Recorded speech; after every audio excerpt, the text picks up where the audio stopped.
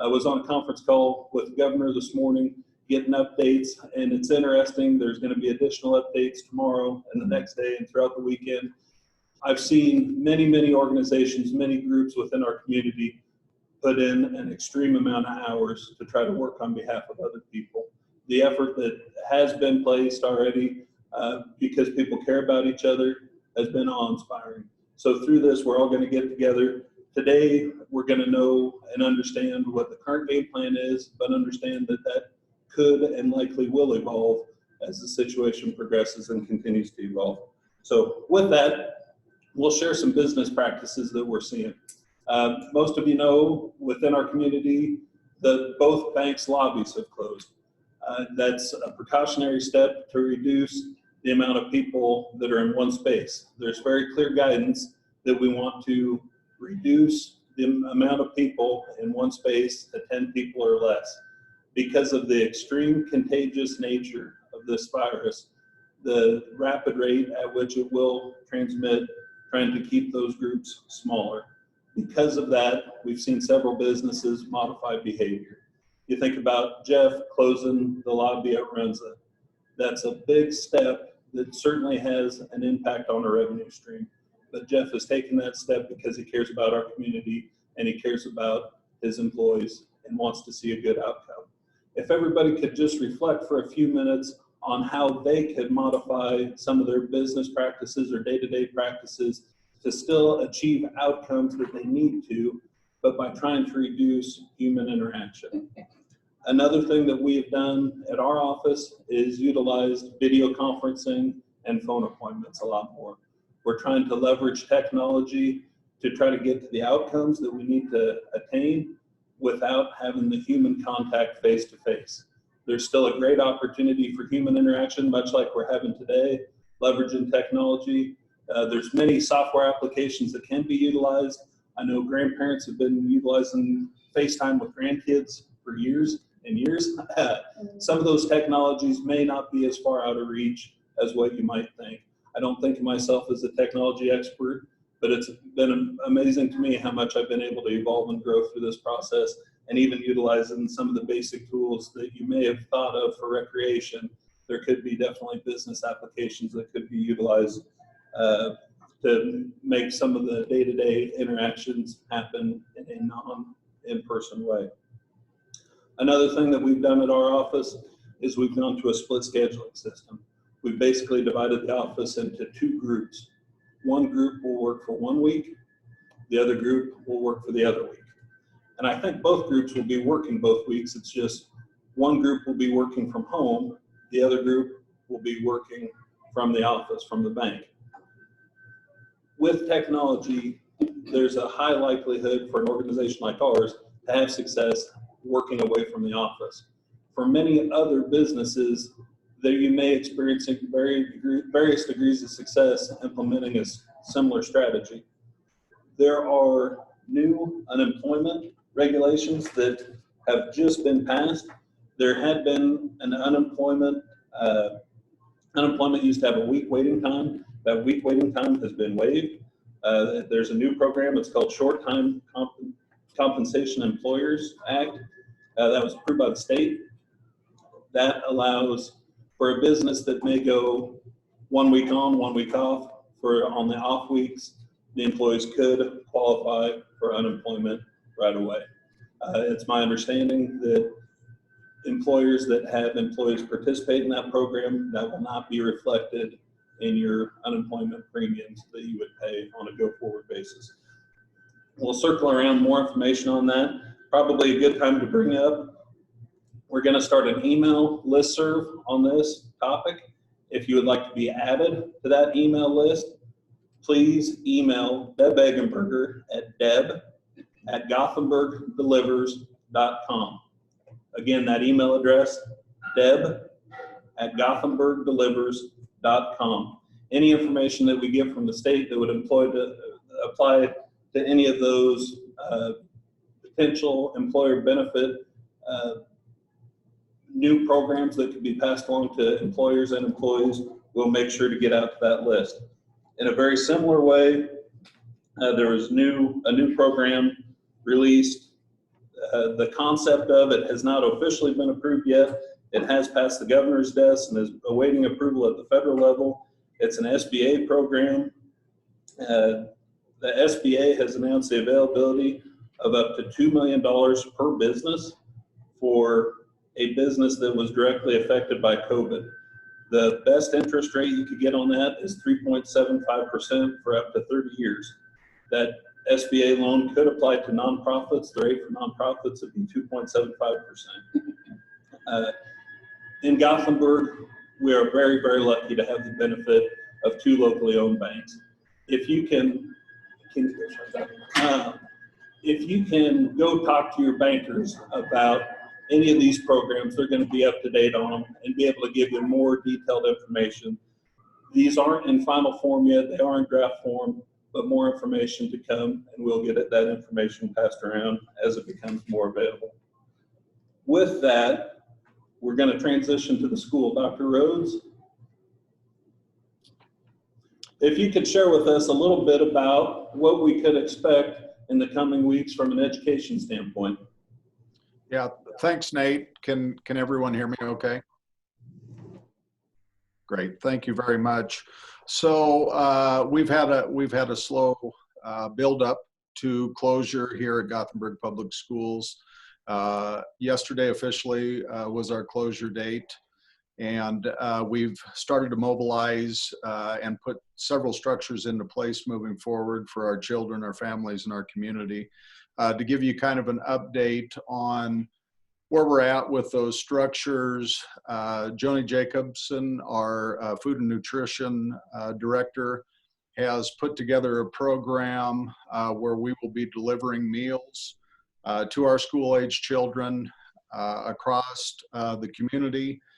Just very quickly, those pickup points for the drop-off will be at the American Lutheran Church, the First Baptist Church, Trinity Lutheran Church, Lakeside Bowl, Our Lady of Good Counsel Catholic Church, the Laundromat on South Lake Avenue, and Gothenburg Public Schools East parking lot. So we will get more information out to all of our families and make sure that we have all those surveys back.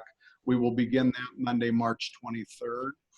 We began working with our instructional staff yesterday to put together an educational opportunity program for our students throughout the process of this closure. And I tip my hat to our teachers and their diligence, their commitment, their dedication in providing some opportunities for our kids while we're in this closure. Our elementary program will look a little bit different than our secondary. We did mobilize all our one-to-one technology with our students, and those are in the hands of those families currently. And that will roll out Monday, March 23rd as well. A little bit about what we're doing here in terms of our own employees. We will be in an essential personnel mode only beginning Monday, March 23rd. And that group of essential personnel will be myself, our custodial crew, and our lunch service folks. And we will certainly practice our social distancing, as well as keep our groups below the 10-person threshold as we do our work together. The last thing I would talk a little bit about is our constant communication to our public and what that's going to look like moving forward. Every Sunday at 2 p.m., we are on a conference call with Governor Ricketts and the Commissioner of Education to gather as much information that is current at that time. At 5 p.m. on Sunday, I will conduct a Zoom conference with all the employees in the school district to update them and to touch base. And then at 8 p.m. Sunday evening of each week of this closure, we will be sending out an alert to our students and families on where we currently are as well. Right now, we are in a 2-week closure. I think it is prudent to plan for that to be longer than 2 weeks. But any formal and official announcement of an extension of that closure will come at a later time. Just because we're closed doesn't mean we're closed. And we want to be here to support our families, our kids, and our community. Please, anyone, don't hesitate to get a hold of myself. I will be working throughout this closure, and anything we can do as a school district to help this community, we're prepared to do those things. I know there are a lot of questions out there, and I've gotten a few emails and phone calls. What is the recommendation of kids interacting during this closure? And so with that, I would turn the mic over to Dr. Dalrymple. Okay, thank you very much, Dr. Rhodes. So again, my name is Anna Dalrymple. I'm one of the family physicians here in Gothenburg. So I can speak to that to the best of knowing what the guidelines we have are now. I wish I could say that there was a specific CDC guideline to tell us exactly how to do this. There really isn't, but we can take what we know from other interactions and other guidelines and apply that here. So currently we know that we are to limit all group interactions to 10 people or less if at all possible. When you think about interaction with peers and babysitting, those usually are going to be within that group. I think the important thing to remember when considering this is the question of if someone is symptomatic. So first and foremost, if you are considering having an older child babysit a younger child, or having 2 or 3 kids get together to do some kind of activity, assess those symptoms first. If anybody has a fever, if anyone is coughing, has a sore throat, is feeling short of breath, or if there's concern for other reasons, such as recent travel or a known exposure, then I would say don't do it. If all of those things are not present and there seems to be a clear benefit, which I would argue social interaction for our children to promote child development and potentially help with daycare, I think those are clear benefits, then I would say consider doing that. For what it's worth, if the weather will be nice, I think it's good to do it outside. From a medical perspective, there's no limitation in terms of that helps spread out breathing and potential transmission of the virus. So doing activity outside is great for multiple reasons. And so I think that's something we have to say, looking at it as a risk and a benefit analysis. If the benefits are there and the symptoms are not there, I think it's something to definitely consider.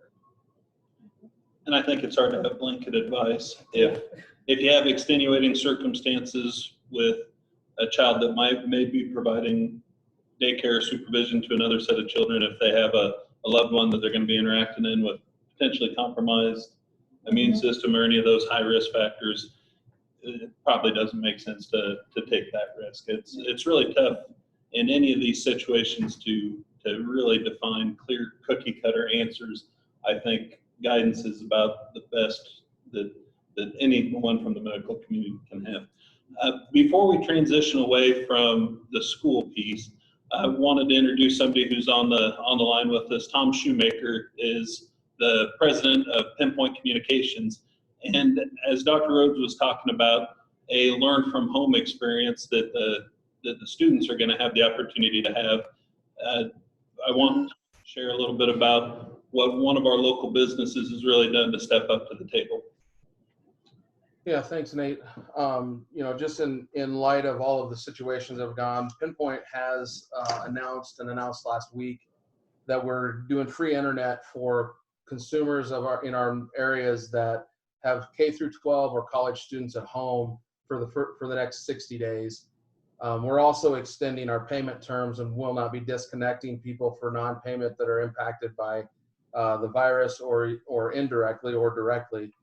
So we won't be terminating those people that are on service. Our goals are to keep as many people connected as possible and get as many of these students connected as physically possible as well. So Pinpoint being a local provider and being truly in the community, we feel it's extremely important to have these kids educated. And I commend the Gothenburg Public Schools for having a game plan from a e-learning perspective. And we're here to help support that wherever we possibly can. Additionally, Nate, I would like to bring up too, that if, as this thing progresses, Pinpoint is prepared to support the city and the public safety folks. If there's call volumes that start to increase and things like that, we're more than happy to be assisting those folks as well. So what our main goal is to have everybody comfortable and understand that we are here for the community. We're here to support it and deal with it under as safe conditions as possible. We are currently not accepting walk-in traffic at our location, but we are still supporting and have staff on hand.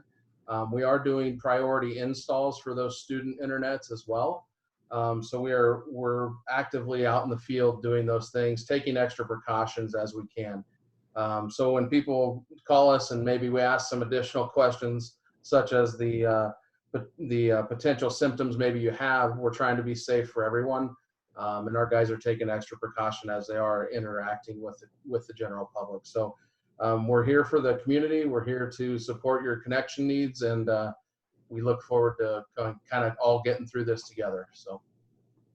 Great. Thanks, Tom. I think that's just one great example of how businesses are modifying what they're doing to help the greater good. I think if all of us can take a cue from that, we're going to get through this situation a lot more gracefully. So kind of switching over to a hybrid between business and municipal infrastructure as we transition to daycares. Colton. Sure. So my name is Colton Ventescher. I chair the board of the Gothenburg Early Childhood Learning Coalition. And what GECLC does is we're not a controlling or a governing body for our providers in town. Really, we're a support infrastructure-based organization that can facilitate and collaborate between all of our different providers. And so that's important because as we're seeing across the community, we have different providers taking different approaches. Now, here in Gothenburg, we have about, at any given time, about 250 kids between 0 to 5 who are in childcare in the community. And after school, we have about 50 kids across the community that go to after school programs. So what we're seeing is a little bit of stress put on families because locally we are still at that moderate to high risk level, and Dr. Dalrymple is going to get into that in a minute. But we're still at a point where our businesses are operating. And so the question is if I need to be at work, what am I going to be doing with my kids? So the first message is we have centers and providers through town. Like I said, they're taking some different approaches. Our two biggest providers currently have ceased operations, but they're continuously reevaluating that. And they're going to continue to do so as the situation changes. I would stress in that regard, the centers and early childhood providers' response may not align directly with the school. If the school is closed for longer than 2 weeks, but we remain at this moderate risk level, there is an approach and a way to provide childcare to kids within the community while still meeting the lower than 10 people guidelines. Now, in the meantime, we do know that there are some families and kids out there who do need help. And so if you or anybody you know needs childcare, either today, tomorrow, next week, go to geclc.org. That link is going to go up in the chat box. It's geclc.org. Up there, we have a few different forms. First of all, there's a form that parents can fill out to express their need to our early childhood coalition and to let us know what exactly that need is. We will then take that and help coordinate with different providers across the community. Another form that's there is tied to if you or someone you know is interested in lending a helping hand. Maybe you can provide a safe spot for a kid in the community that doesn't have anywhere else to go. And so go to geclc.org and fill out the volunteer form. Again, this is a centralized location where we can have parents and community members express that need or that interest, and through GECLC we will help coordinate that piece. If you're already doing this, please still reach out to us. One of the benefits that we have through this approach is we can help coordinate with the school on their meal offerings to make sure that we're getting food to people who are involved in this process. And then the final form there, I'll refer to it again, and I believe Dr. Rhodes mentioned it as well, is there is a meal information form. So we have that form up on our website too, in case you need to find access to some additional meals. So, like I said, this is a fluid situation. We fully expect people and providers to change as things move forward, but we will be in constant communication with Gothenburg Health and our local medical providers on the best steps moving forward, or the best recommended steps. But I'm going to turn it over to Dr. Dalrymple here, who can provide a little bit of feedback on if we do have child care centers or early childhood providers continuing operations, or if we have individuals who are helping out, what are some steps that they can be taking to protect themselves and to be socially responsible with this approach. Thank you, Colton. So I'd like to first start out by just stepping back for a moment, and I know this question has come up a lot, and I'd like to briefly go over this. So the way that the virus affects children versus adults, what we know is, I think it's really interesting. So as a young person, our bodies are working hard to mature our immune system, and as we age, that does become mature, and as we're adults, we have seen many viruses, sometimes multiple times. So as a child, maybe one infection is more severe, but as we grow older, it's mild because we've seen it before. We've built up immunity. So this virus, I would argue for children, is similar to how they are going to be seeing other viruses for the first time. And their bodies respond to infection different than adults do. So that is why I think most of our kids, when they get this, it's mild to minimal symptoms, because that's how a lot of them look when they have other viral infections. So now adults, however, we've had a long time to mature our immune system, and this is the first time we're seeing this virus, and we don't respond the same way as children do. And that is probably at the foundation of why this looks different for adults than children. I'm definitely not saying that no children are at risk. Certain children are at higher risk with certain medical conditions, that's different. But I think that's important to understand when we're making guidelines and making big decisions about opening and closing daycares and schools. So with that, the CDC guidelines currently are divided into categories for no to minimal risk to the community, meaning no COVID-19 cases in our area, and minimal to moderate risk, meaning there might be cases nearby, or there may have been one isolated case and that's being well contained, to substantial or high risk, which would be multiple positive cases in our area and or community spread. So I would say at this point we're in a moderate risk given the cases we have in North Platte, as well as the ever-changing information about the fact that we are seeing more and more cases close by, and we'll get into that in a little bit. So given that information, knowing that and looking at the CDC guidelines, if the decision is made to reopen the daycares, which given some certain precautions, I don't think is inappropriate, I'll go through some of those. So first and foremost, groups in classrooms should be limited to 10 or less. If it's a larger daycare, the classrooms need to be limited to 10 or less. And so no large gatherings beyond that in the morning or in the evening. If that's how that goes, none of those should happen. Not allowing drop-offs or walk-ins. So you know the kiddos that are coming in, and that if there's illness or something, you can easily get a hold of them.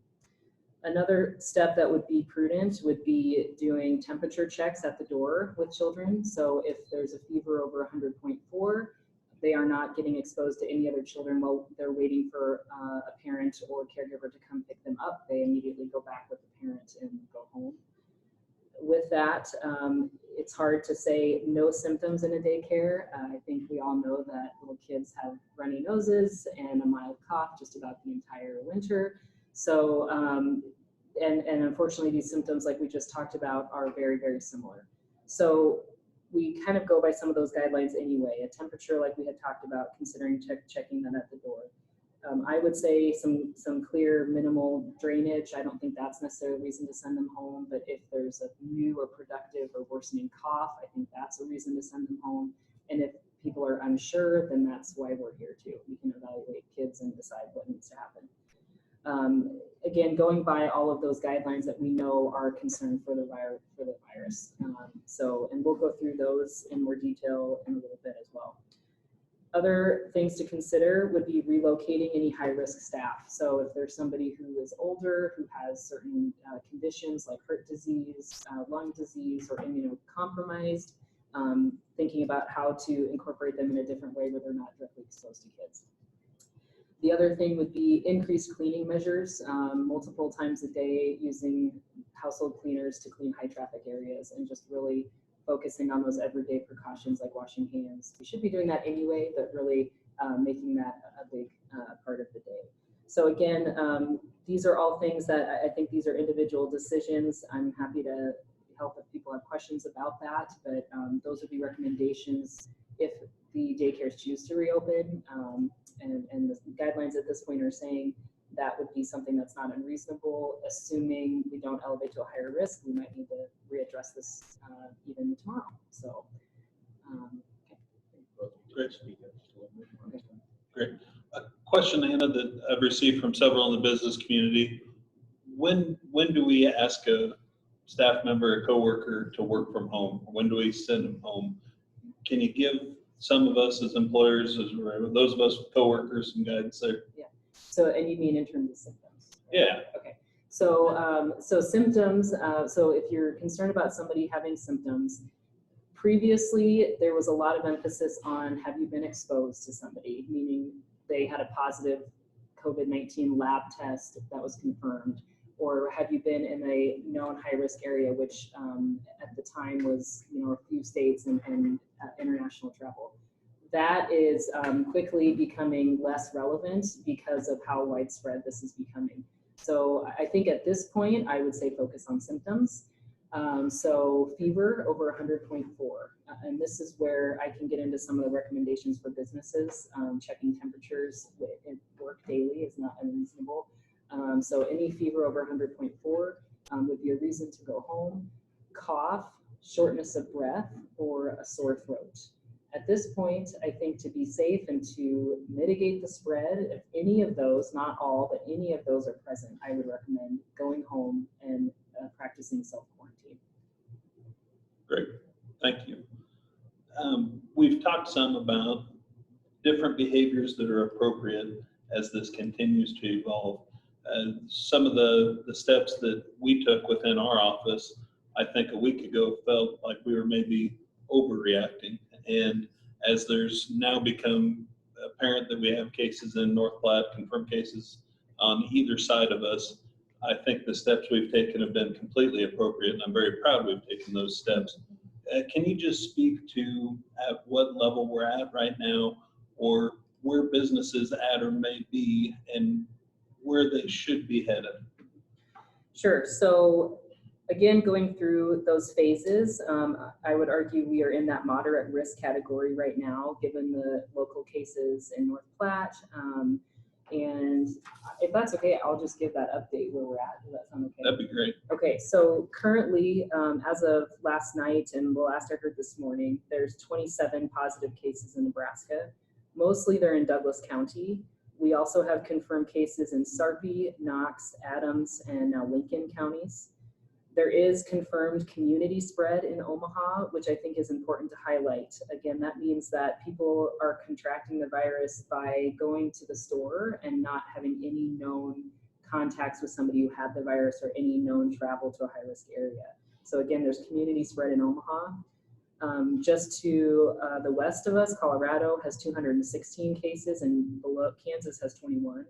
And I would argue, I'm sure that in Colorado they have community spread. So this is most definitely coming our way in that sense. And so I would say we're at least at the moderate risk category right now. And in terms of businesses, so it comes down to the three things. I sometimes feel like I'm repeating myself, which is probably good. There's some things that we really need to focus on in terms of our businesses. We're still at the point where social distancing, being at least 6 feet away from people, is really important. 6 feet is how far you can cough or sneeze, believe it or not, and that's why that is recommended. So social distancing is important, and if that means spreading desks apart at work, moving people so that they can't be that close, closing lunch break rooms. I know that's unfortunate, but you know, being close by at lunch is kind of not a good thing in that sense.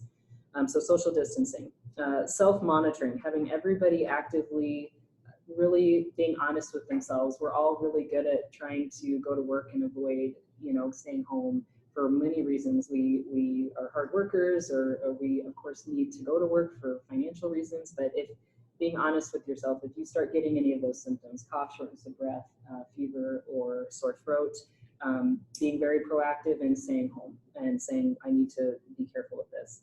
And then the everyday precautions, so increasing those, washing hands, having hand sanitizer nearby, avoiding touching our face, and washing those high traffic areas. So those would be the areas that we still are in. And then in addition, being in the moderate risk, we had talked about knowing the signs and symptoms of COVID-19 and immediately sending employees home if they're starting to exhibit those symptoms. They don't need to have a positive test. I would just say that's the time they need to go home and self-quarantine. And then be really actively planning, if not starting to implement working from home and those virtual, what that virtual schedule for employees looks like. Potentially having staffing models with fewer structures, fewer employees, to talk about alternate work schedules in case you have multiple employees that have to be at home for self-quarantine, or if you're just going to do that anyway to try to preserve your workforce. Again, we talked about working towards, if anyone can work at home, it's a good time. I don't think it's too early to say it's a time to move people at home now at this time. And limiting non-essential work travel. So if we don't need to go somewhere, then I would say don't. Then the last thing we talked about was consider taking temperatures for staff and visitors entering the business. So that, and again, would be a decision that you can make on your own, but it would help just to monitor employees and keep people safe. So moving into the high risk category, you know, really involves just taking those one step further.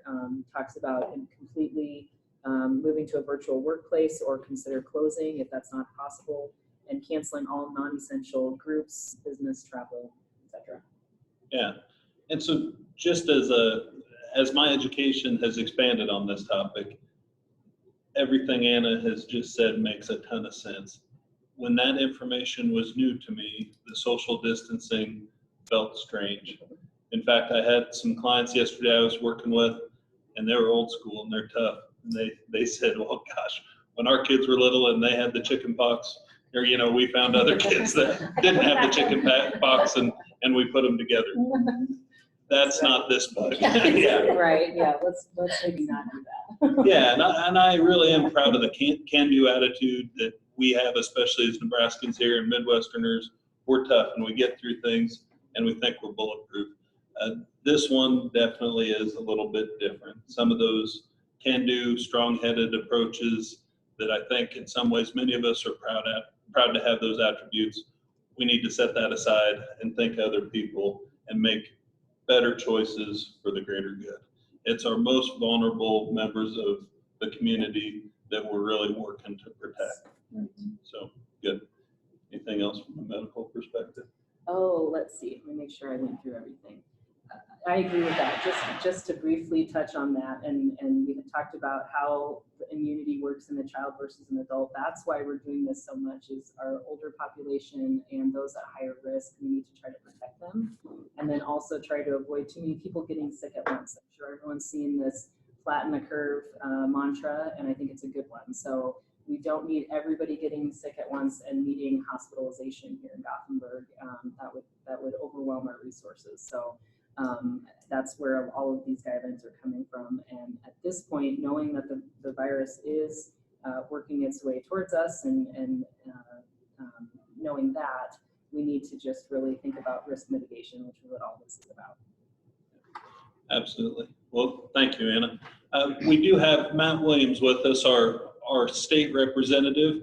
Matt, if you could share some insights from the state, and right now the legislature would normally be in session, so you're in Lincoln, but if you could share with us what you're seeing from a state level and maybe even what you're seeing from some of the business community in Lincoln. Well, certainly, Nate. And first of all, I just want to say that this is an example of the Gothenburg way. People in our community, Dr. Rhodes, Dr. Dalrymple, and others that are stepping up and providing all of our children, our adults, our seniors with adequate and supportive information.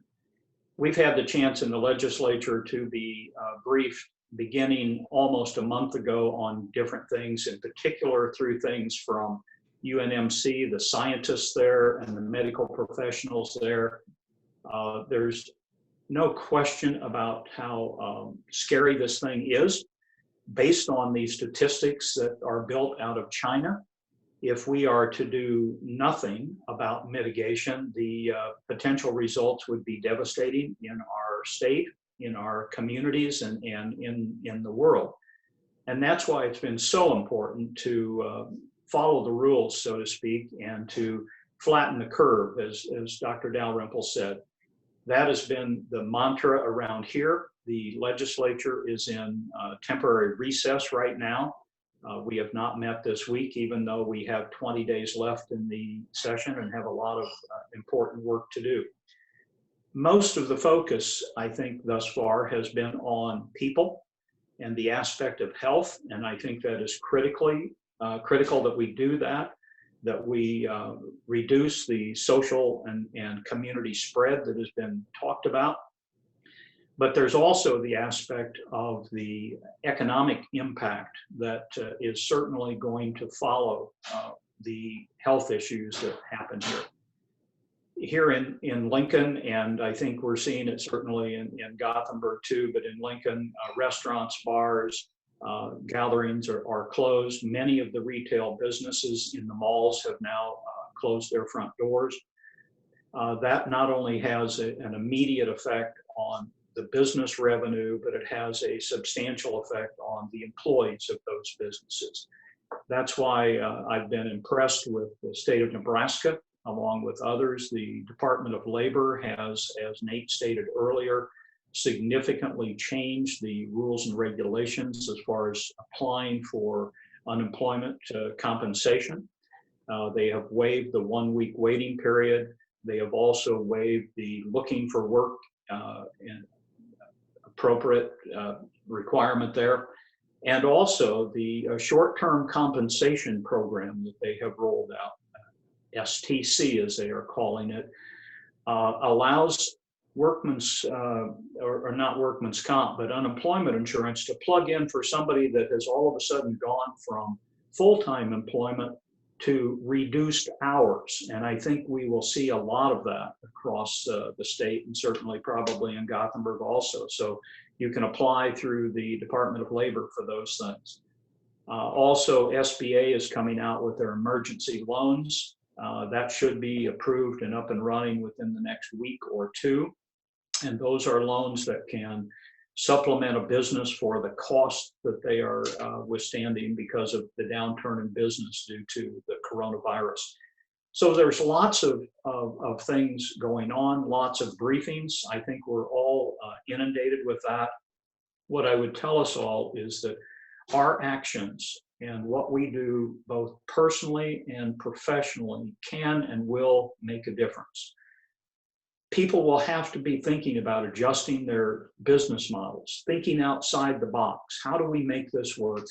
And I would caution each one of us to do that carefully, do that outside of panic mode, and do it with thinking about your family, your employees, and your customers, that we take care of all of those aspects.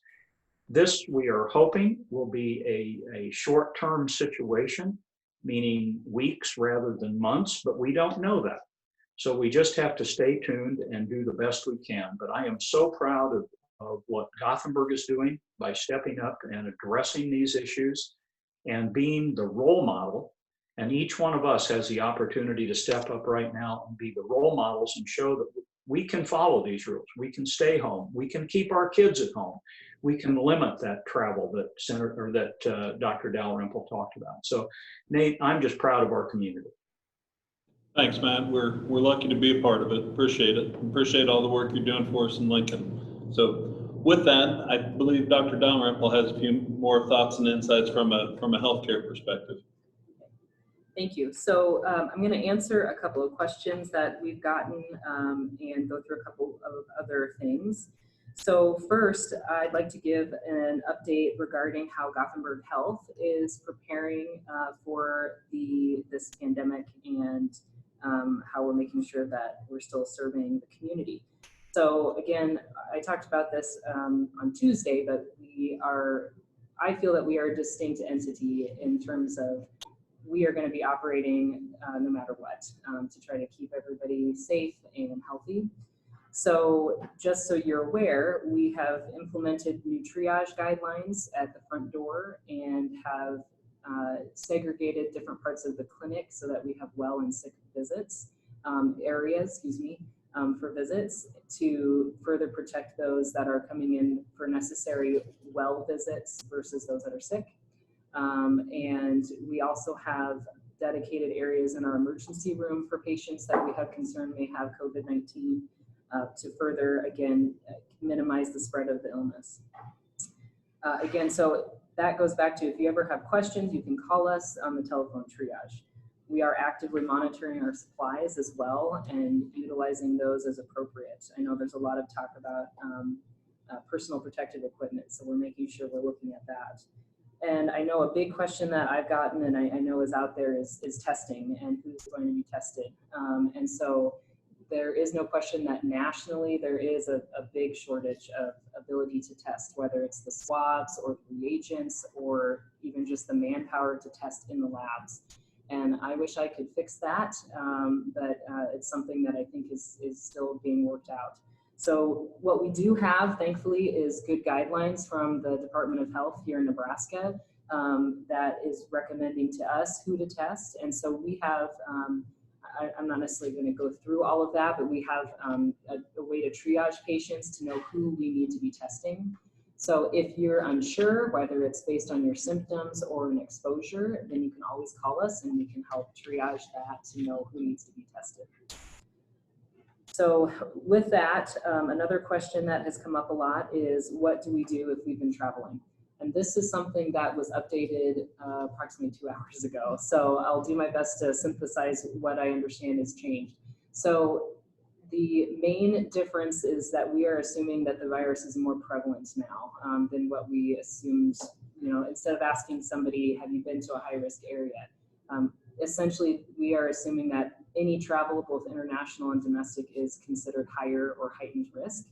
So we're going more off of symptoms from that. So if you have traveled within the past 14 days, there is some question of whether or not you need to quarantine just based on that, regardless of symptoms. And I will not speak to that because that's a changing, evolving area. But what we do know is that if you've traveled at all within the last 14 days and you develop any of those symptoms that we talked about, fever, cough, shortness of breath, or sore throat, then you should self-quarantine for 14 days.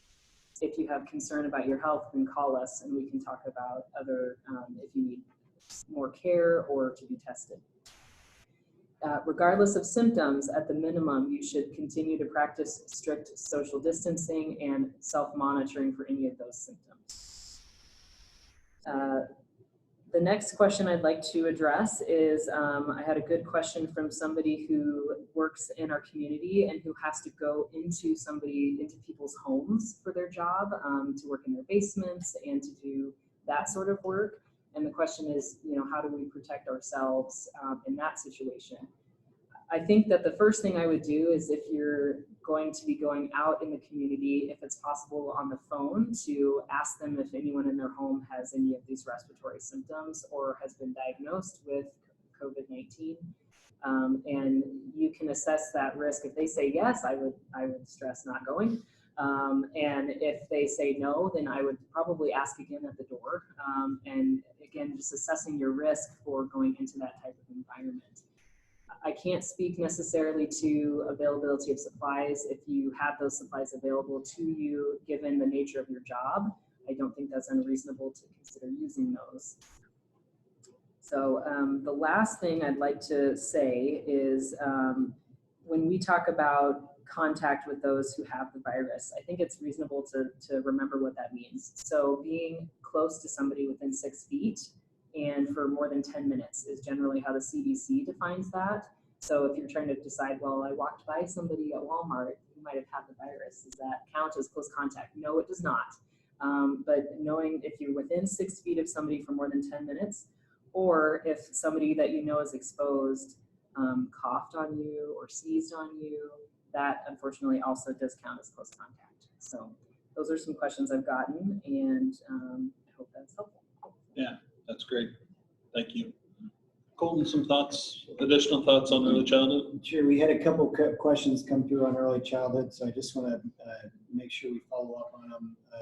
First of all, and I should say, the approach that we're taking through GECLC and trying to facilitate provision of care for children is not just limited to 0 to 5 groups. Obviously, with the school closing, we do understand that there are youth in our community that aren't otherwise in the 0 to 5 programs who may need some help right now. So don't hesitate to fill out that form for those individuals.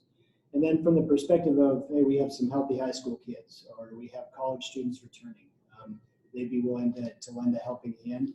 Absolutely, fill out the form. We can see if the numbers require, if we would need to utilize those type of interactions. Also on the form, it is labeled a volunteer form, but there is a box on there on whether or not you would expect to be paid. The question came across with unemployment and whether or not that applies to nonprofit employees, particularly employees of child care centers. The reality is that if your child is not going to a center or an early childhood provider here in town, it's possible that you may not be paying for that service. We have a different approach to it across the community again, but those individuals who need to get their kids in a program or in a setting where somebody can watch them, they may be able to shift those funds to individuals who would seek compensation for it. So it's going to be a case-by-case basis. It's a fluid situation. And again, we expect things to change, not only with the exterior situation, but also with our providers as we continue to reassess. But we'll continue to go down that road. Great. Thank you, Colton. Dr. Rhodes, any closing comments from the school? Just as a reminder, we will send out, again, weekly updates, information, notifications to our students and families via our alert system.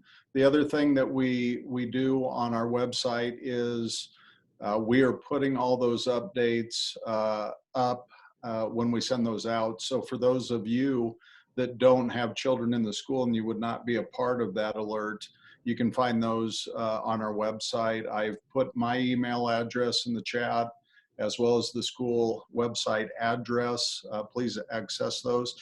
And please share the meal program that will begin on Monday, March 23rd. We have the capability to feed a lot of children in this community. And as Colton said, that is birth to 18 years of age. According to the federal guidelines. So please share that information. The form, the sign-up form for those lunches is on our website as well. And again, if I or Gothenburg Public Schools can be of any assistance, don't hesitate to get a hold of us here. Great. Thank you, Dr. Rhodes. Anna, any additional thoughts from the medical community? I think one piece of good news, I'll leave that with everybody. There's not been a lot of that lately. So the most recent statistic is 80% of infection is mild. So please keep that in mind. not to try to minimize this. I think we need to be doing everything we are, but you know, try to spend some time with your family and continue doing some of the regular things you can with these changes that we've talked about, and to keep your mental health in a good place, and wash your hands. Great, thank you. Along the lines of good news, I think there are some neat stories that do come out of this, whether it's what the school's doing to try to provide nourishment to kids, or even along those same lines, the backpack program. I know there's been people that have reached out to try to help support the backpack program. The school's trying to address the food needs during the week. However, on the weekend, the backpack program has been a very effective tool for many families. If that list is expanding, there is an opportunity to get added to that list. If you would like to donate financially to that program, there are methods to do that. So reach out to someone at the school, or email Deb at the chamber, and she can put you in contact with representatives from the backpack program. Along those same lines, the senior center, which has been a cornerstone for the elderly population within our community, a great gathering point because of the potential vulnerability of that demographic. The senior center has modified their day-to-day. They're now, for Meals on Wheels, they are still delivering Meals on Wheels, but they're doing those with disposable containers. The people that are delivering those meals are leaving them at the doorstep, waiting for people to come to the door and not having direct contact that way. They're also doing curbside service. So as opposed to having members of the community go to the senior center to share a meal together, they are providing those nourishment opportunities at curbside service. My last understanding was their utilization rate of that service was extremely well received. Their numbers of takeaway meals was on par, if not exceeded, what their normal dine-in participation rate was. So just another example of how groups and organizations within this community continue to modify for other people's best interest.